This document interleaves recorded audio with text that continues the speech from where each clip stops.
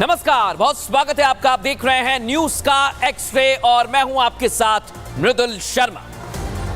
आज भी हम आपके लिए वही खबरें लेकर आए हैं जो आपसे सीधा सरोकार रखती हैं। और आज के एक्स-रे रिपोर्ट्स आपको बता देते हैं। आपके मन में कई दिनों से सवाल चल रहा होगा कि उत्तर प्रदेश में क्या हुआ, बीजेपी क्यों आ रही, उसी से जुड़ी हुई खबर आपको बताने वाला हूं, क्योंकि चिंतन नहीं प्रहार होगा, ये कह दिया योगी आदित्यनाथ ने। इसके बाद आपको बताऊंगा कानून या शरीयत बड़ी, इसी पर आज सवाल है। महिलाओं को लेकर all India Muslim personal law board क्या कह रहा है, यह भी दिखाएंगे। और आखिर में जगन्नाथ के खजाने का क्या होगा। भगवान जगन्नाथ के खजाने पर दुनिया की निगाहें हैं, बताऊंगा आपको एक एक चीज। लेकिन पहली खबर हमारी आज के सामने आपके सामने, योगी ने कैसे कार्यकर्ताओं में जोश भरा, नुकसान की भरपाई क्या रणनीति बनाई, और आखिर में कैसे योगी ने खोली समाजवादी पार्टी की पोल। ये सवाल आपके मन में भी कई दिनों से आ रहा होगा, लेकिन आज मैं पूरी एक्स-रे रिपोर्ट आपके लिए लेकर आया हूं। आज क्योंकि बीजेपी की एक बड़ी बैठक हुई दर्शकों। लोकसभा चुनाव में बीजेपी को सबसे ज्यादा सीटों का नुकसान अगर किसी प्रदेश में हुआ तो वो है उत्तर प्रदेश। ये नुकसान क्यों हुआ, क्या कमी रही और उपचुनाव में क्या रणनीति रखनी है, इसी को लेकर आज ये नेता जुटे हुए थे जो आप देखते हैं। प्रदेश कार्य समिति की बैठक बुलाई गई। बैठक में केंद्रीय मंत्री और कार्यकारी अध्यक्ष जेपी नड्डा पहुंचे। देखिए आप, बैठक का मकसद था हार के कारणों पर मंथन किया जाए। लेकिन इस बैठक में सीएम योगी एक अलग अंदाज में नजर आए दर्शक। आप छोड़कर मत जाइएगा अगले 10-5 मिनट, क्योंकि आपको मैं बताऊंगा उन्होंने चुनाव में हार की निराशा में डूबे कार्यकर्ताओं का मनोबल बढ़ा दिया है और बीजेपी को मिले वोट प्रतिशत का गणित समझा दिया है, समीकरण समझा दिया है। साथ ही हार की वजह भी बता दी है। सीएम योगी ने एक सच्चे नेता की तरह अपने कार्यकर्ताओं का मनोबल बढ़ाते हुए कहा, किसी भी स्थिति में बैकफुट पर आने की जरूरत नहीं है, यानी पीछे हटने की जरूरत नहीं है, डरने की जरूरत नहीं, क्योंकि सीएम योगी जानते हैं कि इन्हीं कार्यकर्ताओं ने बीजेपी को कितनी बड़ी जीत दिलाई, पहले भी दिला चुके हैं। लेकिन आज कैसे मुख्यमंत्री योगी आदित्यनाथ ने कार्यकर्ताओं का हौसला बढ़ाया, पहले जरा आप वो सुनिए।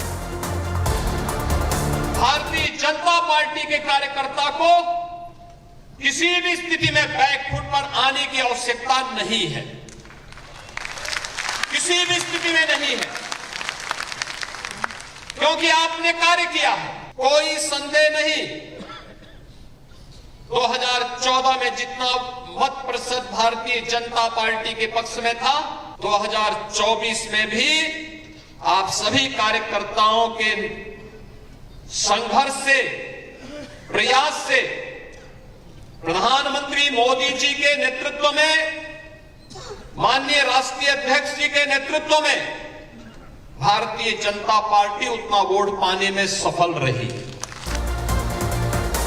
तो सुन लिया आपने, मुख्यमंत्री योगी आदित्यनाथ ने मंत्र दे दिया है। लेकिन आज मुख्यमंत्री योगी आदित्यनाथ आप जिस अंदाज में देख रहे हैं, वो अंदाज है फायर ब्रांड नेता का, और यही इन्हें कहा जाता है। और आज के चिंतन शिविर में यही फायर नजर आया। समाजवादी पार्टी के अध्यक्ष पूरे चुनाव में जिस पीडीए की राजनीति का जिक्र करते रहे, सीएम योगी ने आज सपा की उस सोच पर चोट की है। सुन लीजिए, उन्होंने समाजवादी पार्टी को कन्नौज मेडिकल कॉलेज की याद दिला दी। उत्तर प्रदेश वाले बेहतर जानते हो, जब सपा ने यूनिवर्सिटी से बाबा साहेब अंबेडकर का नाम मिटा दिया था, लेकिन बीजेपी ने सत्ता में आते ही एक बार फिर यूनिवर्सिटी का नाम अंबेडकर के नाम पर रख दिया है। सीएम योगी ने लोहिया की भी आज याद दिलाई और समाजवादी पार्टी को निशाने पर लिया। उन्होंने कहा, समाजवादियों ने राम, भगवान कृष्ण और शिव की परंपरा को कलंकित किया है, अयोध्या को लहूलुहान किया है। और आज मुख्यमंत्री योगी आदित्यनाथ ने समाजवादी पार्टी पर जोरदार प्रहार किया है, वो भी आपको सुनवा। समाजवादी पार्टी की सरकार के समय कन्नौज के मेडिकल कॉलेज की चर्चा हुई। कन्नौज के मेडिकल कॉलेज का नामकरण बाबा साहब डॉक्टर भीमराव अंबेडकर जी के नाम पे था। समाजवादी पार्टी के तत्कालीन मुख्यमंत्री ने नाम बदल दिया, और इस बार जब मैं वहां गया था, हमारे वहां मुख्यमंत्री असीम और उन्होंने मेरे सामने इस बात को रखा, हमने उसी दिन कहा कि नहीं, ये बाबा साहब भीमराव अम्बेडकर के नाम पर ही मेडिकल कॉलेज फिर से जाना जाएगा। और हम लोगों ने इस मेडिकल कॉलेज का नामकरण उसी समय वहां किया था। डॉक्टर लोहिया की विरासत को संभालने वाले लोग, इस डॉक्टर लोहिया ने कहा था कि भारत की पहचान 3 महापुरुषों पर है। उन्होंने कहा था कि भारत तब तक भारत है जब तक भारत के अंदर राम, कृष्ण और शिव की पूजा होगी, तब तक भारत का कोई बाल बांका नहीं कर सकता है। और राम, कृष्ण और शिव की इस परंपरा को क्या इन समाजवादियों ने कलंकित नहीं किया था? क्या अयोध्या को लहूलुहान नहीं किया था? और क्या यही कार्य ये लगातार नहीं करते रहे? तो सुन लिया आपने किस तरह से मुख्यमंत्री योगी आदित्यनाथ ने याद दिलाया। लेकिन मैंने आपको कहा था कि आज कार्य समिति की बैठक यहीं तक सीमित नहीं रही है दर्शक। इस बैठक में उपचुनाव और विधानसभा चुनावों के लिए भी रणनीति बनाई गई है। प्रदेश अध्यक्ष, राष्ट्रीय अध्यक्ष और सीएम योगी ने कार्यकर्ताओं को निकाय से लेकर लोकसभा और विधानसभा चुनाव की याद दिला दी है। उन सीटों का जिक्र किया जा रहा है जहां कभी कमल खिला ही नहीं है। रामपुर, आजमगढ़ की जीत याद दिलाई। आपने देखा कैसे मुख्यमंत्री एक जोश भर रहे हैं। सीएम योगी का मैसेज साफ है कार्यकर्ताओं को कि एक बार फिर मेरा बूथ सबसे मजबूत वाली नीति पर काम करना होगा। सरकार की योजनाओं को जन जन तक फैलाना होगा, पहुंचाना होगा। साथ ही विपक्ष के झूठे नैरेटिव को ध्वस्त करना होगा। और उत्तर प्रदेश में होने वाले उपचुनाव में बीजेपी की नजर है समाजवादी पार्टी की उन 5 सीटों पर, जो मैं आपको आगे बताऊंगा, जो पिछली विधानसभा चुनावों में बीजेपी हार गई थी। साथ ही बीजेपी ने 2027 की तैयारी अभी से शुरू कर दी है। वक्त है 3 साल का, लेकिन ग्राउंड पर देखना होगा कमियां क्या रही, खामियां क्या रही। इसीलिए आज ये बैठक बड़ी महत्वपूर्ण मानी जा रही है। कैसे आगे का रोड मैप बता रहे हैं वो भी आप सुनिए जरा।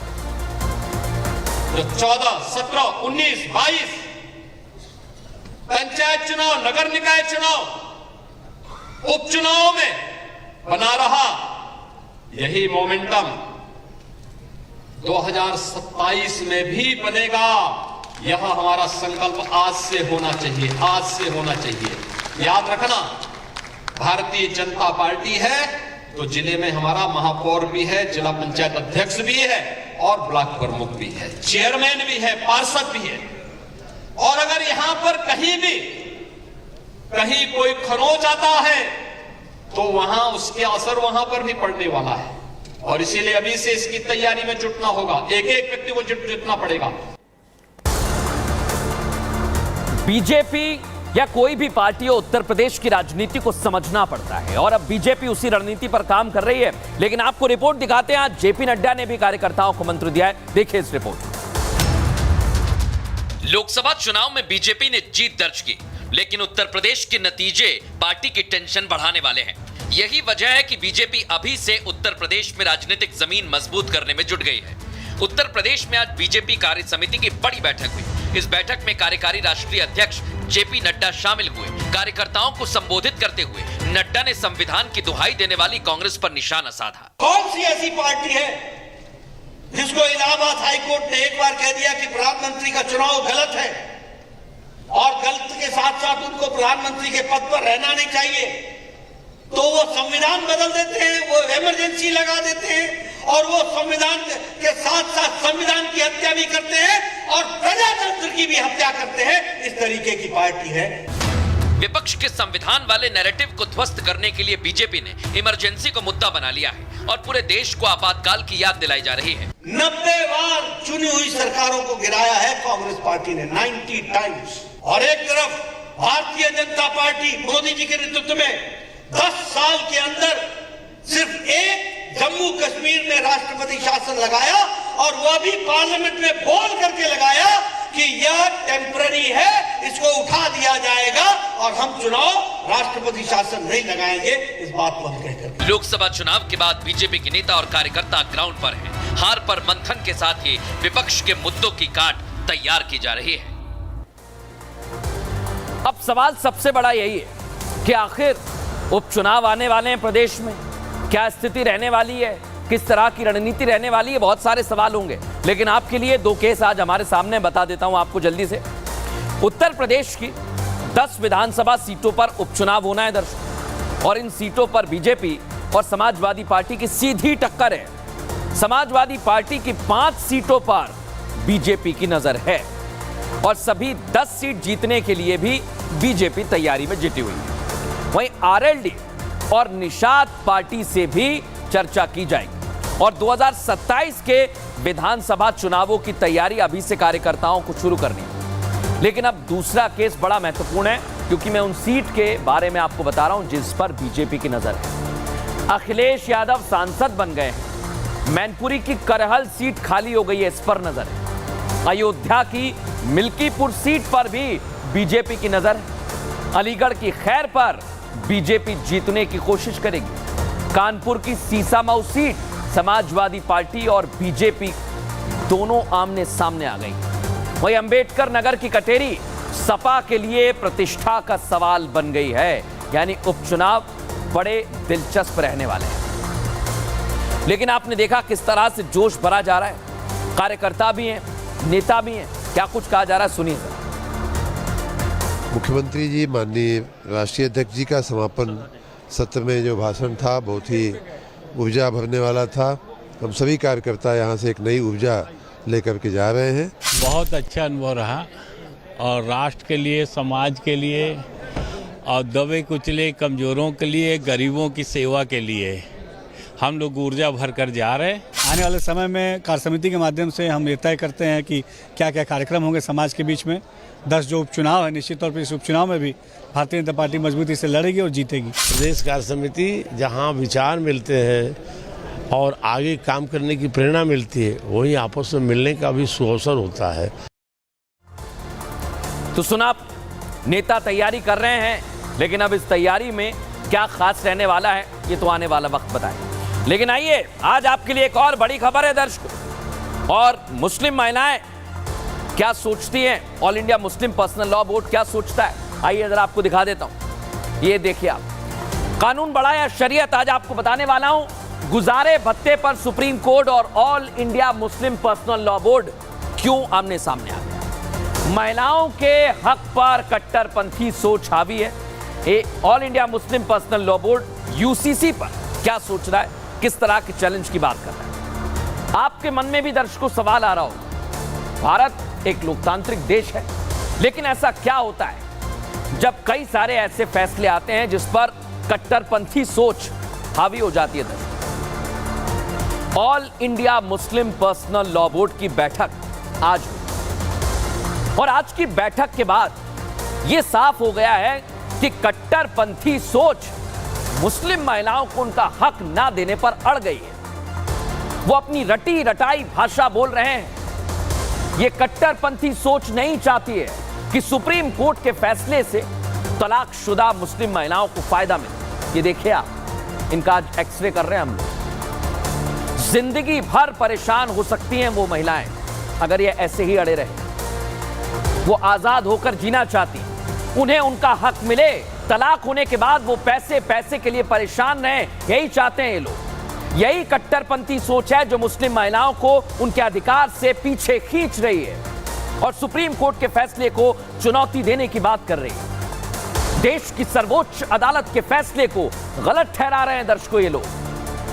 तलाकशुदा महिलाओं को उनका गुजारा भत्ता मिलने से महरूम रखना चाहते हैं और शरीयत को सुप्रीम कोर्ट के फैसले से ऊपर बता रहे हैं। आप सोचिए जरा। और अब मैं आपको सुनवाऊंगा मुस्लिम पर्सनल लॉ बोर्ड के प्रवक्ता सैयद कासिम रसूल इलियास ने क्या कहा है। सुनिए जरा, आप देखिए इनकी सोच क्या है। शाहबानू का रिप्लिका है ये फैसला जो है सुप्रीम कोर्ट का इस्लामी कानून यानी कानून शरीयत, जो कि हिंदुस्तान में शरीयत एप्लीकेशन एक्ट के नाम से जाना जाता है, जो शरिया के कानून पर बेस्ड है, ये उससे कन्फ्लिक्ट करता है, उससे मुतसादिम है। जाहिर है कि हम ये बात इससे पहले भी कहते रहे हैं कि मुसलमान जो है वो शरीयत का पाबंद है और वो कोई ऐसी बात नहीं कर सकता है जो शरीयत से कन्फ्लिक्ट करती हो। सोचिए, ऐसी सोच 21वीं सदी में किसी की हो सकती है? यही सवाल हमारे मन में था। यहां सबसे हैरान करने वाली तस्वीर तब निकलकर सामने आई दर्शकों, जब all India Muslim law board की महिलाएं भी वही भाषा बोल रही हैं जो all India Muslim personal law board चाहता है। यह वाकई कमाल है। एक महिला होकर आप महिला को नहीं समझती हैं, यह हमारा सवाल है। महिलाओं की समस्या को महसूस नहीं करती, ये नहीं समझ पाती हैं कि एक तलाकशुदा महिला के लिए कितना मुश्किल होता होगा। उस समय उनका बसा बसाया परिवार खत्म हो जाता है। ऐसे समय में वो आर्थिक रूप से भी कमजोर होती है। और इन महिलाओं की ये भाषा सुनकर ये सवाल आपके जहन में भी उठना चाहिए, नहीं उठ रहा है, कि महिलाएं क्या वाकई महिलाओं की दुश्मन होती हैं? एक महिला होकर भी all India Muslim personal law board की भाषा पर मैं ऐसी महिलाओं पर ऐतराज जता रहा हूं। क्यों मेरा ये ऐतराज है वो आपको सुनना चाहिए। सुनिए जरा क्या कह रही है महिलाएं। एंटी वुमन है इसलिए कि अगर हस्बैंड को मालूम हो जाएगा कि वो डिवोर्स के बाद भी उसको मेंटेनेंस प्रोवाइड करना है तो वो डिवोर्स देगा ही नहीं। और कोई ट्रबल्ड मैरिज जिसकी वजह से वो लोग जिनका जीना हराम हुआ पाए, शादी के बाद जो एक साथ मैनेज नहीं कर पा रहे हैं, ऐसी कंडीशन को प्रोलॉन्ग करना किसके इंटरेस्ट में? ना तो हस्बैंड के इंटरेस्ट में, ना तो वाइफ के इंटरेस्ट में है। और नेचुरली अगर कोर्ट कंपल्जन कर देगा कि आपको मेंटेनेंस देना ही है डिवोर्स के बाद भी, तो वो औरत जो है वो मैरिज के बंधन में बंधी रह जाएगी और वो दे कैंट मूव ऑन और आगे वो बढ़ के नई जिंदगी नहीं शुरू कर सकेंगे। और ऐसी ट्रबल्ड मैरिजेस का कोई अच्छा नतीजा नहीं निकलता। तो सुना आपने, लेकिन अब हमने महिलाओं से भी बात की, वो आपको सुनवाते हैं वो क्या कह रही हैं फैसले पर। सुनिए जरा। इतने सालों से ये लड़ाई चल करके आ रही है और अभी भी सुप्रीम कोर्ट के ऑर्डर देने के बाद भी अगर उनके मुंह से ये अल्फाज निकल रहे हैं तो बड़े ही तकलीफ की बात है, बड़े ही हमारे मुस्लिम भाइयों के लिए शर्म की बात है। उन्हें भी समझना चाहिए, उनके घर में भी माँ बहन होंगी, उनके बारे में सोचना चाहिए कि कभी उनके बेटियों के साथ या उनकी बहन के साथ ऐसा हो जाता है तो वो ऐसी सिचुएशन में क्या करेंगी? क्या वो माँ बाप के घर में आकर बैठ जाएंगी? सुप्रीम कोर्ट का फैसला बहुत सही है, क्योंकि एज अ न्यू जनरेशन हमें भी एक सिक्योरिटी चाहिए होती है कि कल को अगर हमारा हस्बैंड किसी भी रीज़न से हमें छोड़ दे तो कम से कम मुझे अपने मायके तो नहीं आना पड़ेगा। तो देखा आपने, कानून का सम्मान कर रही हैं महिलाएं, लेकिन कानून में कितनी पेचीदगियां हैं। बहुत सारे सवाल आपके मन में भी आ रहे हों, लेकिन अब सवाल ये उठता है कि all India Muslim personal law board आज जो ये भाषा बोल रहा है, महिलाओं का हक फिर मारने के लिए सुप्रीम कोर्ट के फैसले को चुनौती देने की बात कर रहा है। इतना हौसला all India Muslim personal law board में आखिर कहां से आया है, मैं आपको बताता हूं।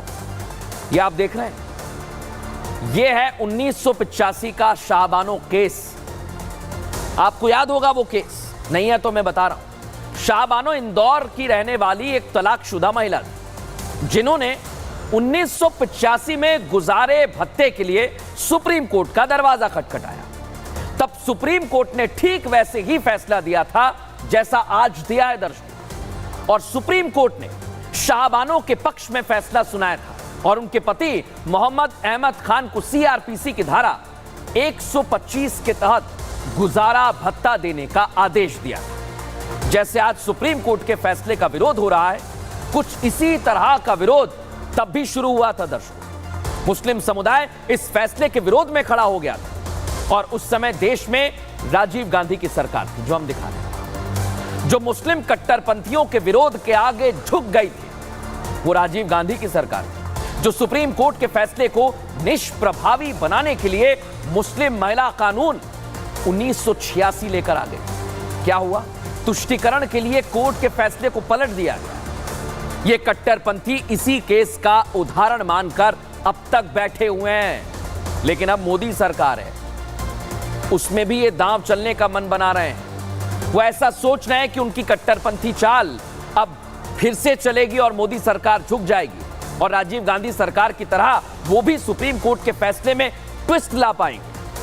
लेकिन यहां वो बड़ी भूल कर रहे हैं दर्शकों, क्योंकि इस सरकार में कट्टरपंथियों की इस चाल का कामयाब होना नामुमकिन सा दिखता है। मैं ऐसा क्यों कह रहा हूं आपको बता देता हूं, क्योंकि मोदी सरकार वो सरकार है जो ट्रिपल तलाक के खिलाफ मुस्लिम महिलाओं के हक में कानून लेकर आई।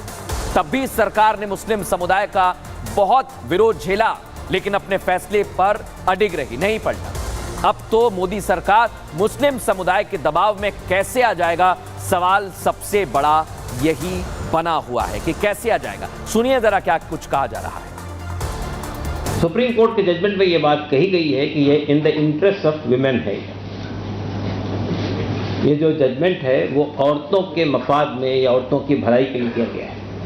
हमारा मानना ये है कि अगर आप रिश्तों पे, शादी ब्याह के मामलों पे अगर गौर करेंगे तो आप महसूस करेंगे ये in the interest of women नहीं है, बल्कि हम महसूस करते हैं कि औरतों के लिए ये एक मुसीबत बन जाएगा फैसला। इसलिए कि अगर कोई आदमी शादी के बाद या तलाक के बाद भी अगर उसे ज़िंदगी भर मेंटेनेंस देना है तो वो तलाक क्यों देगा? और फिर रिश्ते में जो तलखी पैदा हो गई है, जो बदमज़गी पैदा हो गई है, वो कंटिन्यू करेगी, तो उसका सफ़र कौन होगा? आप इसमें गौर कीजिए। तो सुना आपने किस तरह की भाषा बोल रहा है, लेकिन अब आपको ये जान लेना चाहिए कि सुप्रीम कोर्ट ने क्या कहा है, कोर्ट क्या कहता है, कानून किस तरह की बातें कह रहा है। ये आपको एक एक चीज बताता हूं। केस आपके सामने, केस 1। सुप्रीम कोर्ट ने 10 जुलाई को फैसला सुनाया। तलाकशुदा मुस्लिम महिलाओं को लेकर यह आदेश दिया गया, मुस्लिम महिलाओं को भी गुजारा भत्ता पाने का अधिकार है। सीआरपीसी की धारा 125 के तहत गुजारा भत्ता पाने की हकदार है महिलाएं, और 1986 के अधिनियम की धारा 125 का उल्लंघन नहीं होता है। तलाक के बाद मुस्लिम महिलाएं याचिका भी लगा सकती है, ये ताकत। लेकिन इधर all India Muslim personal law board Delhi में वर्किंग कमेटी की बैठक हुई। दर्शकों, सुप्रीम कोर्ट के फैसले के विरोध में 51 सदस्यीय बैठक हुई है, और वर्किंग कमेटी के 51 सदस्यों में 5 महिलाएं भी हैं।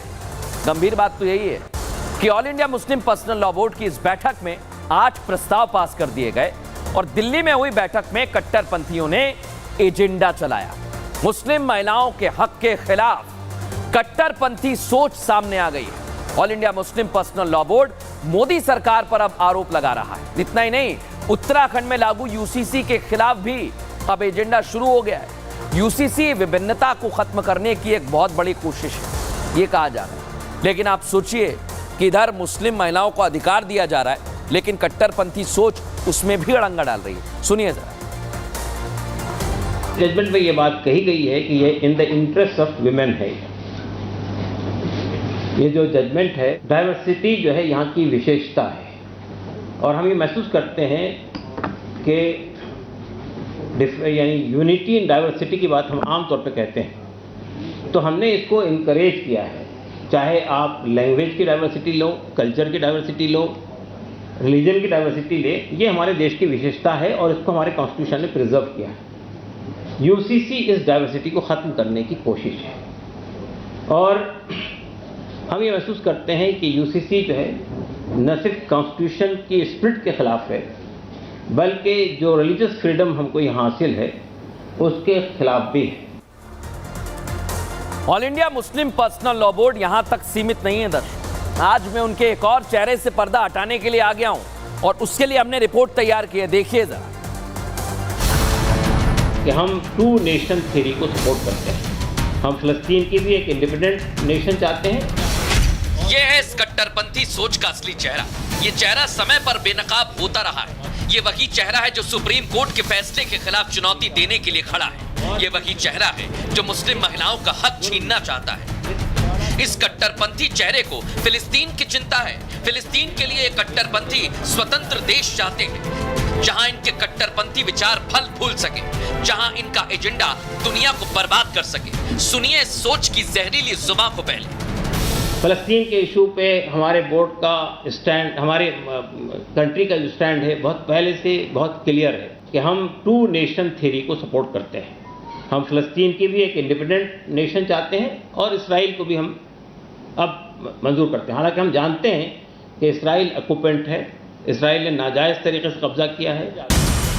सुना आपने, ये कट्टरपंथी फिलिस्तीन के समर्थन में खड़े हैं। अमेरिका और ब्रिटेन पर सवाल उठा रहे हैं। जहां इन्हें फिलिस्तीन से सवाल पूछना चाहिए, वहां ये उल्टा अमेरिका और ब्रिटेन को घेर रहे हैं। इन कट्टरपंथियों को फिलिस्तीन के हमासियों की चिंता है। वो हमासी जिन्होंने जंग की शुरुआत की थी और न जाने कितने लोगों की जिंदगियों और लोगों के बसे बसाए घर को तबाह कर डाला। ये कट्टरपंथी सोच अपने एजेंडे को देश में फैलाने की कोशिश में है, लेकिन ऐसा होना अभी तो मुमकिन नहीं। लेकिन इसे लेकर भी बयानबाजी जोरों पर है। दर्शकों सुनिए जरा क्या कुछ कहा जा रहा है।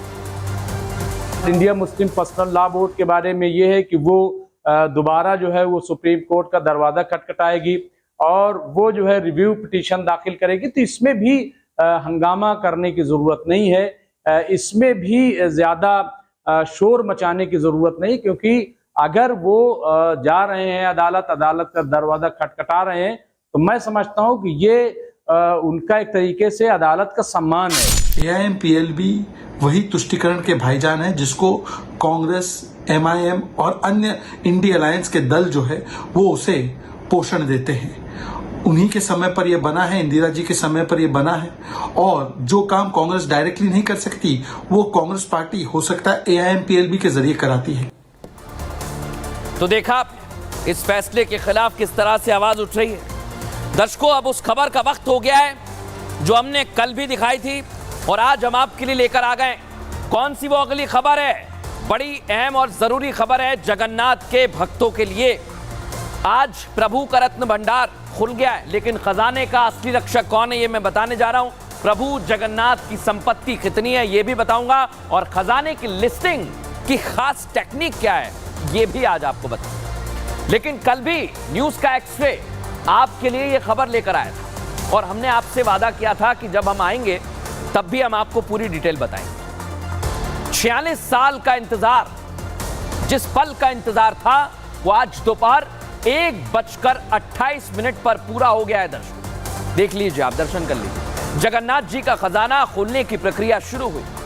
तमाम सुरक्षा के इंतजाम थे और इस प्रक्रिया को शुरू किया गया निगरानी।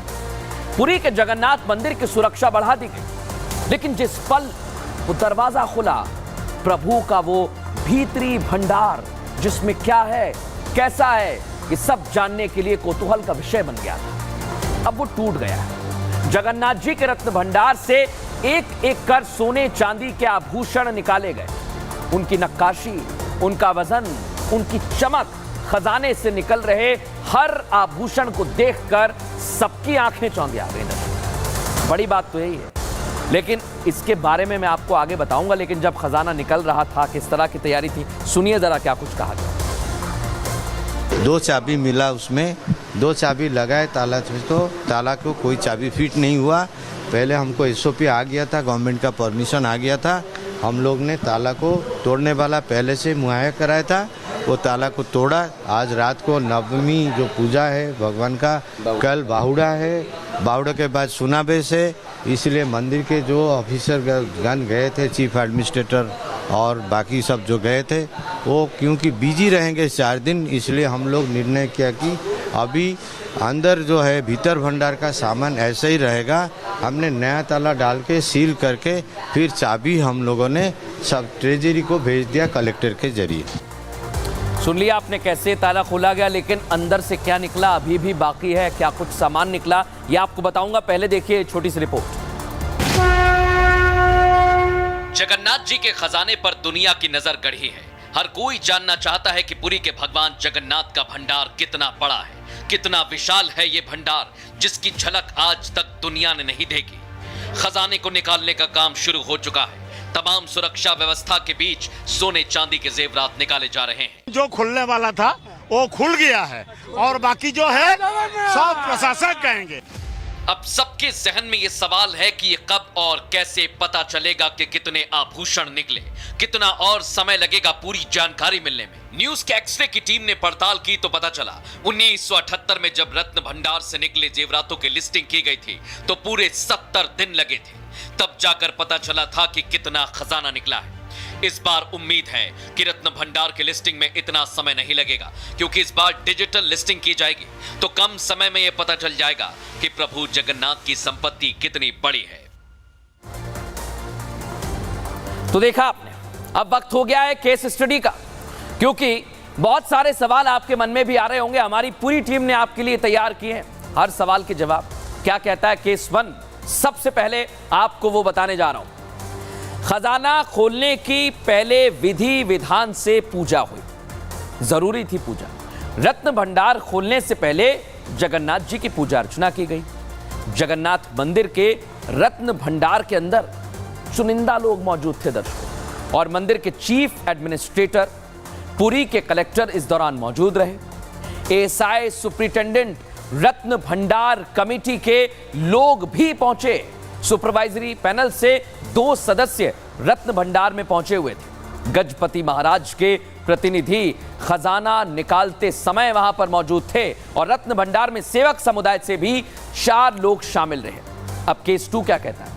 खजाना निकालने के लिए पूरी प्रक्रिया बनाई गई थी। पूरे प्रोसेस के लिए 3 SOPs तैयार किए गए दर्शकों। पहला क्या है? रत्न भंडार को फिर से खोलने से संबंधित था। दूसरा क्या? अस्थायी रत्न भंडार के प्रबंधन के लिए। और तीसरा SOP क्या है? कीमती आभूषणों की लिस्ट से संबंधित है। लेकिन अब बड़ी बात क्या है दर्शकों? आप भी सोच रहे होंगे कि जब 46 साल पहले ये खजाना खुला था तब क्या हो रहा था? 46 साल पहले जब खजाना खोला गया था तो उसमें क्या मिला था? और इस बीच आखिर इतना वक्त क्यों लग गया? क्योंकि चाबी गुम हो गई थी। इसके लिए कोर्ट भी पहुंची सरकार। बहुत सारे सवाल थे। आइए आपको एक एक चीज में जानकारी देने वाला हूं। क्योंकि क्यों नहीं खोला गया, या आपके मन में भी सवाल आया होगा। दर्शकों, एक थ्योरी चल रही है। क्या थ्योरी है? वो पुरी में हमें चर्चा का विषय बनी तो हमने आपके लिए सामने रखा है। सबके जहन में एक सवाल कौन रहा है? कहा जाता है कि जगन्नाथ मंदिर के भीतरी भंडार में सांप लंबे समय से मौजूद है और प्रभु के इस खजाने की रक्षा कर रहे हैं, रखवाली कर रहे हैं। बताया तो यह भी जाता है कि इस रत्न भंडार से फुफकारने की आवाजें आती हैं, लेकिन ये कहीं सुनी बातें मैं क्लियर कर देता हूं। यही कारण रहा कि भगवान जगन्नाथ के भंडार को खोलने से पहले ही मंदिर समिति ने भुवनेश्वर से सांप पकड़ने में निपुण 2 व्यक्तियों को बुला लिया पहले ही, ताकि अगर खजाने के आसपास सांप दिखते भी हैं तो उन्हें पकड़ा जाए। इन लोगों के अलावा इमरजेंसी हालात के लिए डॉक्टर्स की एक टीम को भी तैनात कर दिया गया था। हालांकि अभी तक सांप निकलने की बात सामने नहीं आई है, यह भी मैं साफ कर देना चाहता हूं। आपको सटीक जानकारी हम देते हैं। दरअसल तिरुवनंतपुरम के पद्मनाभ स्वामी मंदिर में 7वां दरवाजा इसी कारण से आज तक नहीं खुला जो आप देख रहे हैं। ये वही 7वां दरवाजा है। और कहा तो यह भी जाता है कि इस गेट की सांप रक्षा करते हैं और किसी को दरवाजा खोलने नहीं देते। मान्यताएं तो यह भी हैं कि एक बार इसे खोलने की कोशिश की गई थी तो सांप काटने से मौत भी हो गई थी। कुछ इसी तरह की बातें जगन्नाथ मंदिर के लिए भी सुनते आए हैं। इस वजह से मंदिर समिति ने तमाम इंतजाम पहले ही कर लिए थे। लेकिन सवाल सबसे बड़ा यही है दर्शकों, किस तरह के अभी तक लिस्टिंग की जाएगी, कैसे आभूषण निकले, ये सवाल सबके मन में बना हुआ है। प्रशासन की तरफ से अब मैं आपको बता रहा हूं, आभूषणों की देखभाल के लिए वो सभी इंतजाम कर दिए गए थे ताकि किसी तरह का सवाल ना उठे।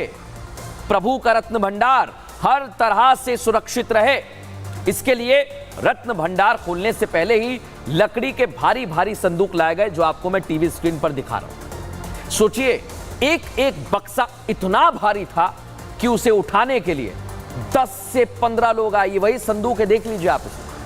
और खजाने से निकले आभूषणों को इन्हीं में रखा गया है।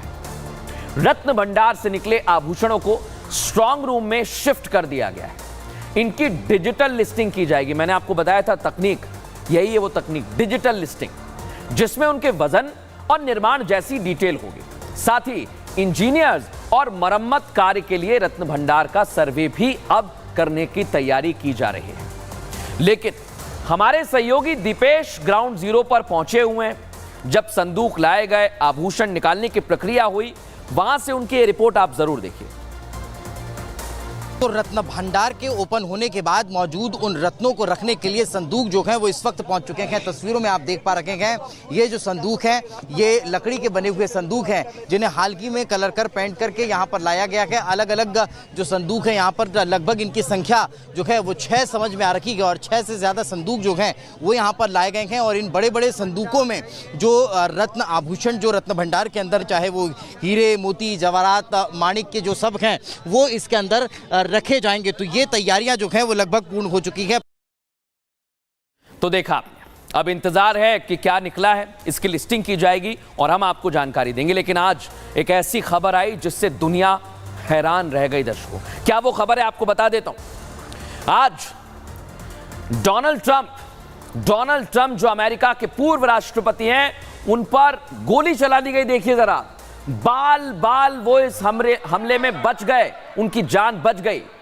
ये जो जगह है, ये है पेंसिल्वेनिया दर्शकों, जहां चुनावी रैली को संबोधित करने पहुंचे थे। इसी दौरान फायरिंग हो गई और वो फायरिंग में घायल हो गए। दावा किया जा रहा है कि गोली ट्रंप के कान को चीरते हुए निकल गई। देखिए जरा, सुनिए, चेहरे पर भी खून था, सुनिए जरा।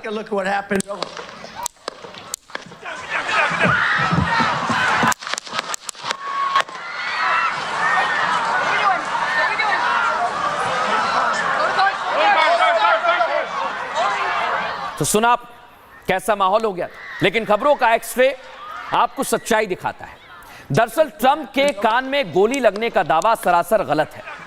यूएस सीक्रेट सर्विस के सूत्रों ने बताया है कि ट्रंप को गोली नहीं बल्कि कांच के टुकड़े लगे हैं। बताया यह भी जा रहा है कि ट्रंप के भाषण के लिए जो टेलीप्रॉम्प्टर लगाया गया था, गोली उसी प्रॉम्प्टर पर लगी और प्रॉम्प्टर के कांच के टुकड़े ट्रंप के कान में लगे। हमने पूरा एक्सरे किया, जिसकी वजह से वो घायल हो गए। फिलहाल डोनाल्ड ट्रंप सुरक्षित हैं। बड़ी बात क्या, इसी हमले के बाद सवाल खड़े होने लगे थे कि कौन हमलावर है, क्या हुआ, कैसे हमला हुआ। लेकिन हमने आपके लिए एक एक जानकारी आज जुटाई है दर्शक। अमेरिका की शीर्ष जांच एजेंसी FBI और FBI ये दावा कर रही है कि उसने पूर्व राष्ट्रपति डोनाल्ड ट्रंप पर गोलियां चलाने वाले हमलावर की पहचान कर ली है। FBI के बयान में कहा गया यही वो शख्स है कि ट्रंप पर गोली चलाने वाले शख्स की पहचान 20 साल के थॉमस मैथ्यू क्रुक्स के तौर पर हुई है, जो मैं आपको दिखा रहा हूं तस्वीर। क्रुक्स पेंसिल्वेनिया के बेथल पार्क में रहते हैं। वहीं FBI इस जानलेवा हमले के कारणों की जांच भी कर रही है। लेकिन अमेरिका में चुनाव है तो इस मामले पर सियासत भी होनी लाजमी। ट्रंप के सहयोगी JD वांस ने हमले के पीछे मौजूदा राष्ट्रपति जो बाइडेन को जिम्मेदार बता दिया है। और बड़ी बात यही है, बाइडेन अपने कैंपेन के दौरान बार बार ट्रंप पर निशाना साध रहे थे और इसी दौरान जब उन पर हमला हुआ तो इस मसले पर सियासी रार भी छिड़ गई है। लेकिन दर्शकों, मैंने आज आपके लिए केस स्टडी तैयार की है। हमारी टीम पूरी तरह से जुड़ गई थी क्योंकि हम आपको सटीक जानकारी देते हैं। हमारी कोशिश रहती है कि आपको सटीक जानकारी दें। 2 केस हमारे सामने आज भी आए। क्या कहते हैं? ट्रंप पर हुए हमले को लेकर अलग अलग दावे किए जा रहे हैं। हमले से अमेरिका कमजोर दिखा है। इस हमले से अमेरिकी नेतृत्व की खूट नजर आ गई है और हमले के बाद अमेरिका में ट्रंप की लोकप्रियता बढ़ेगी, यह भी आशंका है। अब अमेरिका में राजनीतिक लड़ाई और ज्यादा भड़केगी। ट्रंप को रोकने के लिए बाइडेन और ज्यादा एक्टिव हो जाएंगे। केस 2 क्या कहता समझ लीजिए। ट्रंप ने कहा कि मैं कभी सरेंडर नहीं करूंगा, विश्वास नहीं हो रहा, हमारे देश में ऐसा हो रहा है, शूटर के परिवार के साथ मेरी संवेदनाएं हैं। ट्रंप ने लिखा, गॉड ब्लेस अमेरिका। और सबसे बड़ी और अहम बात यही है दर्शकों कि जो अमेरिका में चुनाव हो रहे हैं उसमें अभी तक ट्रंप और जो बाइडेन को लेकर अलग अलग तरह की बातें सामने आई हैं।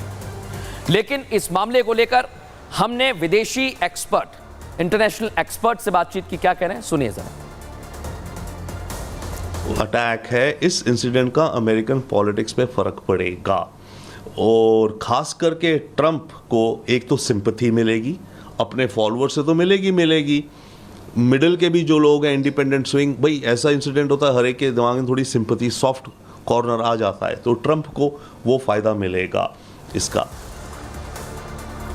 तो देखा, अब अमेरिका में जब इस तरह के हमले हुए हैं तो हमने इतिहास में भी देखने की कोशिश की क्या हुआ है। आइए आपको बताते हैं, क्योंकि अमेरिका में इस तरह के हमले होते रहे दर्शकों, लेकिन हमने आपके लिए तैयार किए हैं, दिखाते हैं आप। 14 अप्रैल 1865 को अब्राहम लिंकन की हत्या कर दी गई थी और वॉशिंगटन अमेरिका के 16वें राष्ट्रपति की हत्या हो गई। हमलावरों ने लिंकन को सिर पर गोली मार दी थी दर्शकों। इतना ही नहीं, यह भी आपको बता दें कि अब्राहम लिंकन गुलामी प्रथा के विरोधी थे और 2 जुलाई 1881 को जेम्स गारफील्ड की हत्या कर दी गई थी। जेम्स गारफील्ड अमेरिका के 20वें राष्ट्रपति थे। जेम्स गारफील्ड को चार्ल्स ड्यूटो ने गोली मार दी थी दर्शकों।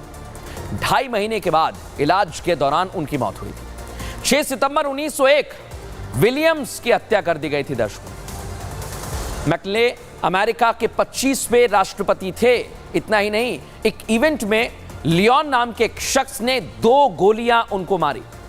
22 नवंबर 1963 को जॉन एफ कैनेडी की हत्या कर दी गई। कैनेडी के सिर और गर्दन पर गोली मारी गई थी। तो ये इतिहास आप देख रहे हैं, या अमेरिका में इस तरह का इतिहास रहा है। लेकिन अब वर्तमान में क्या चल रहा है, आइए जरा आपको बता देते हैं, क्योंकि कई सारे सवाल लोगों के अभी भी हैं कि आखिर अमेरिका में ऐसा कैसे हो सकता है, इतनी सिक्योरिटी रहती है। आपके मन में भी आया होगा। डोनाल्ड ट्रंप को जान से मारने की साजिश की गई, हमारा वर्तमान बता रहा है। एक गोली ट्रंप के कान को छूकर निकली, लेकिन बाद में दावे किए गए कांच के टुकड़े लगे। डोनाल्ड ट्रंप अभी सुरक्षित हैं, सुरक्षा उनकी बढ़ा दी गई है। हमले में एक व्यक्ति की मौत हुई है, और इतना ही नहीं दर्शकों, हमलावर को भी ढेर कर दिया है। यानी एजेंसीज जो सिक्योरिटी गार्ड थे उन्होंने कार्रवाई की। हत्या की साजिश के एंगल से जांच शुरू कर दी गई है, और ट्रंप को जो हमला किया गया है उसकी जांच FBI ने शुरू कर दी गई है। इतना ही नहीं, गोली चलाने की वजहों की जांच भी की जाएगी। आखिर क्या वजह रही, इतना गुस्सा क्यों हुआ। अमेरिका का चुनावी माहौल अब गर्मा गया है, लेकिन अगर चुनावी माहौल गर्मा गया है दर्शकों, तो आगे क्या होगा, क्या चुनाव में होने वाला है, हमारा भविष्य क्या कहता है, आइए आपको दिखाते हैं। हम भविष्य में आ गए, भविष्य क्या कह रहा है यह भी बता देता हूं। इस हमले का असर चुनाव पर पड़ेगा। इतना ही नहीं दर्शकों, चुनाव में ट्रंप को माइलेज मिल सकता है, यह भी हमारा भविष्य बता रहा है। और शूटर से जुड़े हुए लोगों से भी पूछताछ की जाएगी। साजिश के एंगल से अब जांच होगी, जांच बड़ी तेज होगी। हो सकता है कि किसी साजिश का भी खुलासा हो जाए, इससे इनकार नहीं किया जा सकता। ट्रंप की सुरक्षा और ज्यादा बढ़ा दी जाएगी। अभी और भी ज्यादा रैलियां हैं जिसमें हमें और ज्यादा सख्त सुरक्षा देखने को मिल सकती है। उम्मीद करते हैं कि आज न्यूज का एक्सरे आपको पसंद आया होगा। कल फिर हाजिर होंगे रोचक खबरों के साथ, जानकारी भरी खबरों के साथ। फिलहाल इतना ही, नमस्कार।